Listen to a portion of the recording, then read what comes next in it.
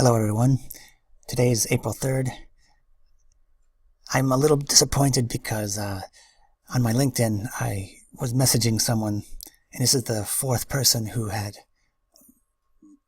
lots and lots of money to fund our project or fund good things for our efforts, and they wrote something like, "Don't message me again," that type of thing. So when you tell people, hey, you can do something to save Europe from a mess, rape invasion, and they're rich and they don't care, it tells me that there's a problem at the top.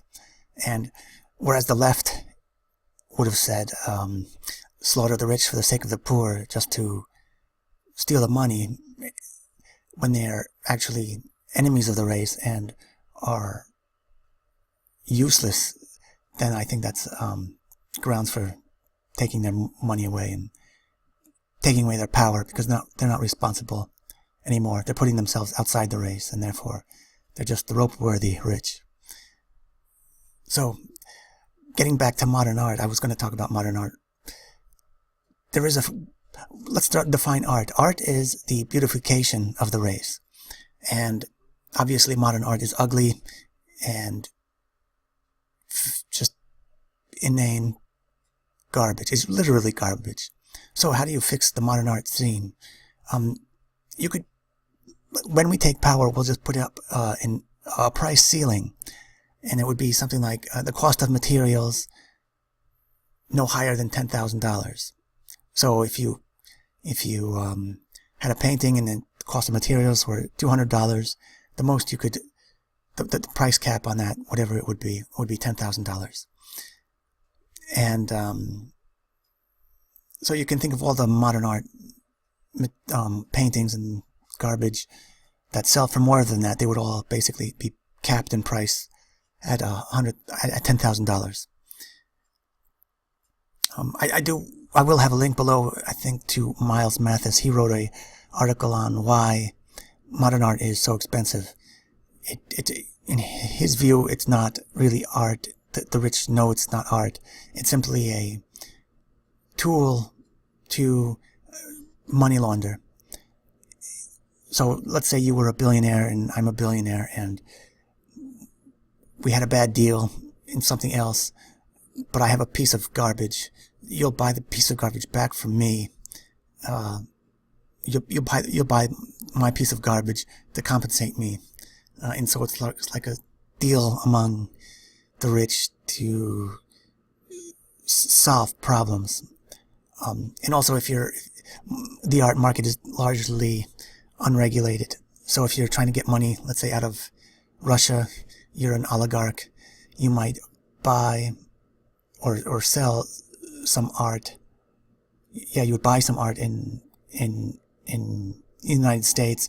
Your money would go abroad to get the art. Then you take your art to New York City and sell it, and you get your money out that way.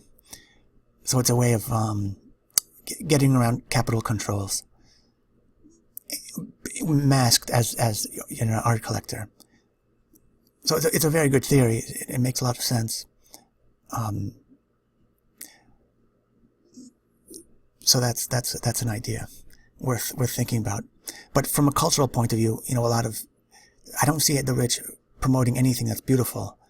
The rich people used to have paintings and good architecture. Now they produce garbage, and it's just destructive of the race. So the important thing to remember is art beautifies and venerates the race. If it doesn't do that, it's not art. And there's a lot to be said for that definition, I think. It's very intuitive. It's like, oh yeah, why not? Art should beautify. If it's not beautifying, how can it be art?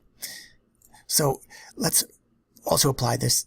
Let's say the Alpine Union takes power someday. Sooner or later, we'll win. You could stipulate that within the next 20 years we'll take power.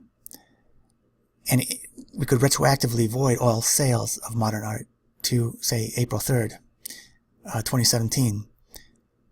And at the same time, we could say, all right, if you don't want your artwork voided, pay a 1% sidestep fee, so you'll get around this rule. And that's within 30 days. And then after 30 days, it's a 10% sidestep fee. So these would be sort of like modern art that could still trade without restriction on price. So they would be outside the price ceiling. And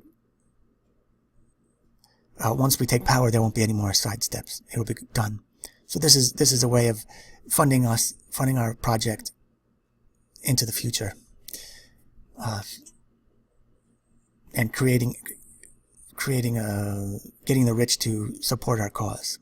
Because if, let's say you have a $10 million painting, you can pay 1% or 10%, or it will go down to $10,000, so you lose 99% of the value. And we could compensate people with some digital asset. One digital asset name I called Canosheet, and that those users would agree that the Canosheet digital asset would decay at 1/4 cent per week, so it would go to zero over 8 years. So that's how you get rid of modern art. You need a solution. You need a state solution, and the wealthy can redirect their efforts into things that beautify the race, and that would spawn a genuine cultural renaissance. Okay. Talk to you later.